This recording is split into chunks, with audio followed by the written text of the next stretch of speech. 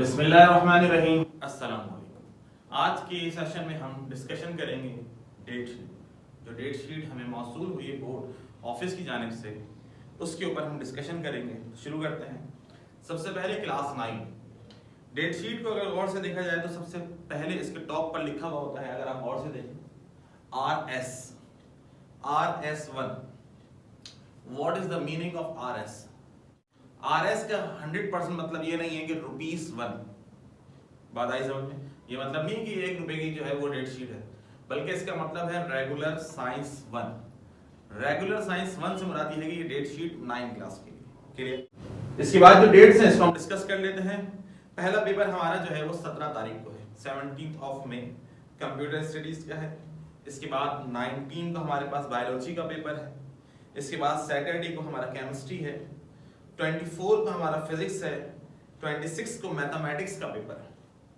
26 तारीख को हमारा मैथमेटिक्स का पेपर है, जुमेरात वाले दिन। अगर उससे प्रीवियस पेपर की बात करें तो ट्यूसडे को पेपर है, वो भी फिजिक्स का। यानी कि अगर मैथमेटिक्स के पेपर में गैप देखा जाए तो एक दिन का गैप है। 24 तारीख को पेपर है, उसके बाद 26 तारीख को पेपर है।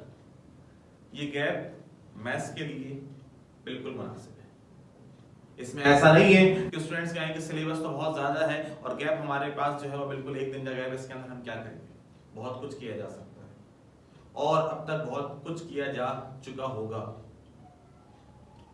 डेट शीट आ जाने का मतलब ये नहीं है कि इस वक्त जो है वो आपकी आंखें खुली और आपको अब होश आएगा, ओह ये क्या हुआ, ये तो डेट शीट आ गई, हमारे एग्जाम जो है वो होने वाले हैं।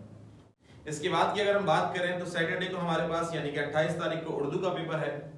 इसी तरीके से 31 तारीख की बात करें तो इस्लामियात का पेपर है और 2 जून की बात करें तो हमारे पास इंग्लिश का पेपर है। ये क्लास 9 की डेट शीट है। क्लास 9 के जिस दिन जो पेपर्स हैं उस तारीख को मेंशन किया। इसी तरीके से हम मैट्रिक क्लास की डेट शीट पर आते हैं। सबसे ऊपर लिखा हुआ है RS2, रेगुलर साइंस 2 है। इसमें समझाने के लिए काफी कुछ है। सबसे पहले इसमें लिखा हुआ है 17/5/2022 कंप्यूटर स्टडीज थ्योरी 1।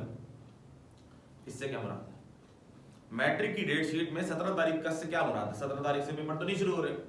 तो जनाब मोहतरम कहने का मतलब ये है कि वो बच्चे जिन्होंने 2021 में कंप्यूटर स्टडीज का पेपर दिया था और वो कंप्यूटर स्टडीज में यानी कंप्यूटर के पेपर में फेल हो गए, आई बात समझ में?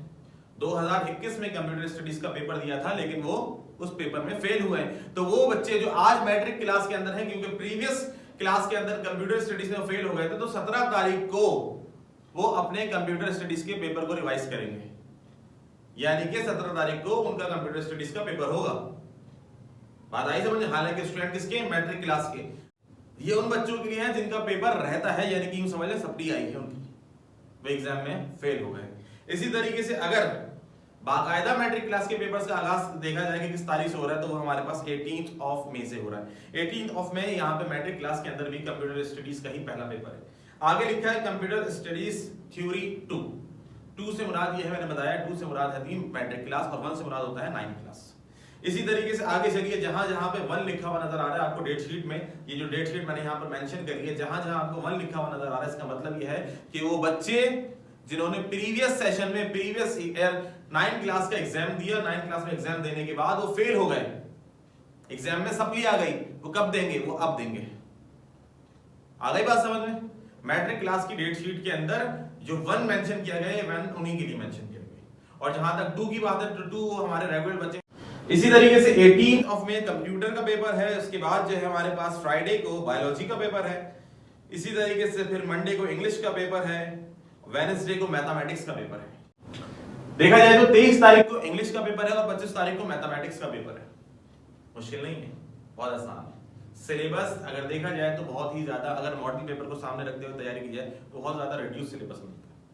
रिड्यूस इसलिए है कि हमारे पास करने के लिए 15-20 सवाल नहीं। मॉडल पेपर सामने रख के तैयारी कीजिएगा, इंशाल्लाह बहुत आसानी से तैयारी हो जाएगी। 6 सवाल उसमें करने, 2 सवाल जो है लॉन्ग के अंदर करने, क्या मुश्किल। और मैट्रिक की खास तौर पे बात करें तो मैट्रिक के पास तो वाकई सिलेबस नहीं है इस दफा। मुश्किल से कुल मिला के 5 से 6 चैप्टर बनते हैं, वही मुश्किल नहीं, बहुत आसान चैप्टर है। तो ये हमारे पास जो गैप है, इंशाल्लाह इसके अंदर भरपूर तरीके से अपने सिलेबस को रिवाइज किया जा सकता है। मैं हरगिज़ ये नहीं कह रहा कि लेके बैठिए और आज पहले दिन से तैयारी कीजिए ना। अपने आपने पूरे साल जो पढ़ा है इसको रिवाइज करने के लिए मैक्सिमम 2 डेज हमारे पास इनफ है। जिस दिन पेपर देकर आए उस दिन से लेके बैठ जाइए और लेके बैठने का मतलब ये नहीं कि सेक्शन बी भी उसी दिन पढ़ ले, सेक्शन सी भी उसी दिन पढ़ लेना। आपने इसके लिए पहले से प्लान बनाना है।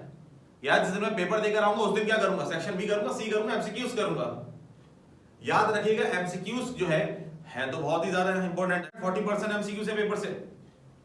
तो इसके लिए आपने एक प्लान तैयार करना है। प्लान ये तैयार करना है कि एमसीक्यूज को सबसे लास्ट में करना है। उसकी वजह क्या है, जब आप अपने क्वेश्चन आंसर की प्रैक्टिस को बहुत दफा कर चुके होंगे तो बहुत सारे कॉन्सेप्ट आपके क्वेश्चन आंसर से क्लियर हो चुके होंगे। अब एक बच्चा आता है, पेपर देके आता है, और शाम 5 बजे ट्यूशन पढ़ने चला जाता है, उसके बाद कहता है एमसीक्यूज की तैयारी करवा दे। सर मेरी एमसीक्यूज की तैयारी नहीं है। तो एमसीक्यूज की तैयारी नहीं है इससे क्या मतलब है, इसका मतलब आपकी जो क्वेश्चन आंसर है उसकी तैयारी नहीं है। एमसीक्यूज की तैयारी के लिए दिन रखिएगा आप 24 का, 23 तारीख को पेपर देके उस दिन सेक्शन बी पढ़िए, सेक्शन सी पढ़िए। याद करने के लिए थ्योरम्स हैं, थ्योरम्स को रिवाइज कीजिए, लेकिन एमसीक्यूज की जान छोड़ दीजिए। एमसीक्यूज को लेके मत बैठिए। एमसीक्यूज को लेके उस वक्त बैठिएगा जब आपको लगता है मेरे तमाम क्वेश्चन आंसर की प्रैक्टिस बहुत अच्छी हो चुकी है। क्योंकि एमसीक्यूज कोई ऐसे नहीं है जो पीएचडी की तरह इसके अंदर आपको ईयर याद करने होंगे, कौन से साल के अंदर जो अलजेब्रा बनी थी, कौन से साल के अंदर क्वाड्रेटिक इक्वेशन का फार्मूला इंट्रोड्यूस किया गया था। तो एमसीक्यूज के लिए 24 जो है वो हमारे पास बहुत अच्छा डे होगा। उस दिन आपने कोशिश ये करनी है कि अपने एमसीक्यूज को रिवाइज करने। क्लियर? और रिवाइज करने का तरीका क्या है, जो बुक के अंदर एमसीक्यूज हैं उसको सॉल्व कीजिए, जो 10 ईयर के एमसीक्यूज हैं उसको सॉल्व कीजिए। इंशाल्लाह हम अपने इम्तिहान में बहुत ही ज्यादा अच्छे नंबरों से कामयाबी हासिल करेंगे। अच्छा, मैथमेटिक्स जो है वो हमारा 25 को वेडनेसडे को है, फिर फ्राइडे को हमारे पास केमिस्ट्री है, 27 तारीख को हमारा केमिस्ट्री का पेपर है, और उसके बाद फिर हमारे पास मंडे को सिंधी का पेपर है। मंडे वाले दिन तकरीबन उसके अंदर आपको देखा जाए तो 2 दिन का गैप है, जो कि मुनासिब है। अच्छी बात है कि 2 दिन का गैप मिल गया। बच्चों को आमतौर के ऊपर सिंधी थोड़ी सी मुश्किल लग रही होती है, तो 2 दिन का मतलब 2 दिन नहीं है, 2.5 से 3 दिन है। आप स्कूल से पेपर देने के बाद आते हैं तो उसके बाद का जो दिन है वो भी आपके पास है, बजाय इससे कि आप उसको जाया करते हैं क्योंकि आज तो मैं पेपर देकर आया। उसके बाद वेडनेसडे को हमारे पास फिजिक्स का पेपर है। वेडनेसडे यानी कि 1 तारीख को फिजिक्स का पेपर। फिर मैं अर्ज करूंगा कि मॉडल पेपर को सामने रखते हुए अपनी प्रिपरेशन कीजिएगा। फिजिक्स का पेपर भी बज़ाहिर देखने में 10 चैप्टर है, लेकिन जब मॉडल पेपर सामने रख के प्रिपरेशन करेंगे तो इंशाल्लाह तैयारी करना बहुत ज्यादा आसान हो जाएगा। इसके बाद हमारे पास लास्ट पेपर है फ्राइडे को, 3 तारीख को, पाकिस्तान स्टडीज। इस तरह से यूं आपके तमाम पेपर्स अपनी मुकर्ररा तारीख को इंशाल्लाह सुमा इंशाल्लाह बहुत ही बेहतर अंदाज के अंदर मुकम्मल हो जाएंगे। लेकिन बात यहाँ पे खत्म नहीं हुई, बात यहाँ से शुरू हुई है।